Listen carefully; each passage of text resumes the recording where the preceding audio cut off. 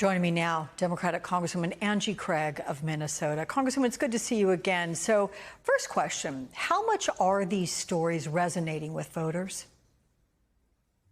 Well, voters in my swing district, they really want reproductive freedom.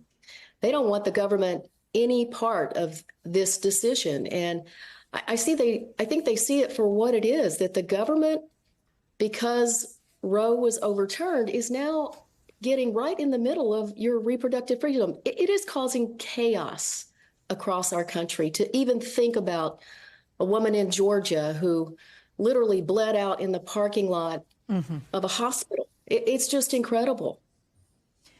So after Harris's addresses on reproductive rights, Donald Trump released an all-caps social media post telling American women they will no longer be thinking about abortion if he is elected because it is now where it always had to be, and with these states and a vote of the people. Is that what American women need to hear from the Republican candidate? Well, look, my own Republican candidate is trying to make this argument that we should just leave it up to the states. That is not working out for American women. We're at a crisis in our country. This is creating chaos throughout our country. And it is up to women everywhere in this particular election to show up and make sure that we bring this country back to one where we have our freedoms. The chaos that's being created is just, you can't overstate it. At the end of the day, you cannot make the argument, you cannot run for federal office in this country and say that you want to support the Dobbs decision, because what is happening as a result of the Dobbs decision is pure chaos across this country. And we all know it. We see it with our own eyes. Of course we do. So as Trump pitches himself as a leader on in vitro fertilization this week, for the second time, Senate Republicans blocked a bill providing federal protections and insurance coverage for IVF. Was this vote a political stunt by Democrats? Because that's what the Republicans are alleging. And do you think House Republicans will hold a vote on one of their own IVF bills before the November election? Well, I think that this vote was in particular asking Republicans to, put their vote where their mouth is. They keep saying that they support IVF, and yet they keep voting against federal protections around IVF. And this is very much like the abortion discussion. My own opponent here says that he supports making sure that there are exceptions, and yet he's committed to not support the exceptions that he supposedly supports. So, they're twisting themselves into a pretzel for one reason and one reason only. They know just how unpopular these issues are in swing districts like mine. IVF is a really personal issue to our family as well.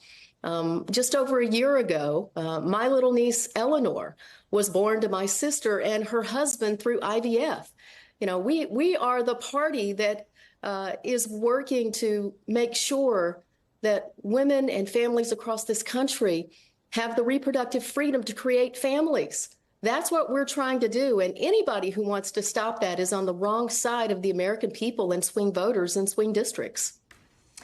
But Republicans, they seem to be flip-flopping from the top on down on abortion. How are you seeing reproductive rights being addressed among your constituents?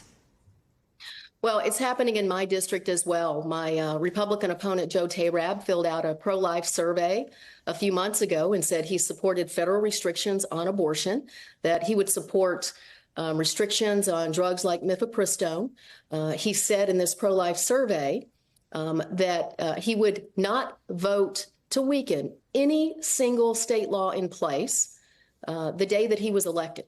And that means in those 22 states around the country where abortion is banned, even in the case of rape, incest, and life of the mother, even in the case where a woman as a consequence is bleeding out in a hospital parking lot, that he will do nothing about that. So we can't take this claim that, I support exceptions. If you're not going to step up as a federal elected official and support women by stopping what's happening in states around our country, you don't deserve to walk into the halls of Congress ever. And women and families and men who support women, we've got to step up and we've got to stop this, because this is not going to stop at abortion. It's not going to stop at IVF.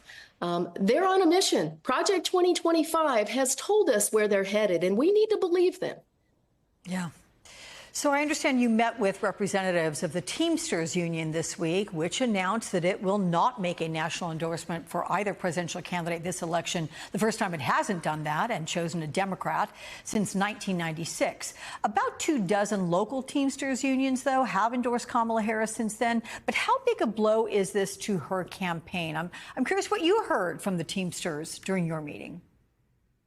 Well, I can tell you that I have worked tirelessly, and Democrats have worked tirelessly over the last several years to save Teamsters' pension with the Butch-Lewis Act across our country.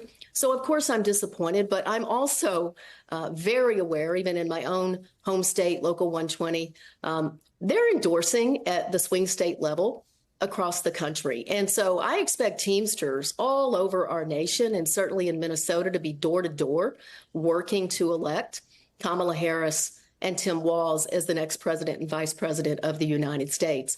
You know, I can tell you this: Democrats have stood with Teamsters, with labor, and we will continue to do so. And, you know, I'm proud of my Teamsters here in Minnesota for stepping forward and making the right decision. Okay. Democratic Congresswoman Angie Craig of Minnesota, it's good to see you again. Thank you so much for your time.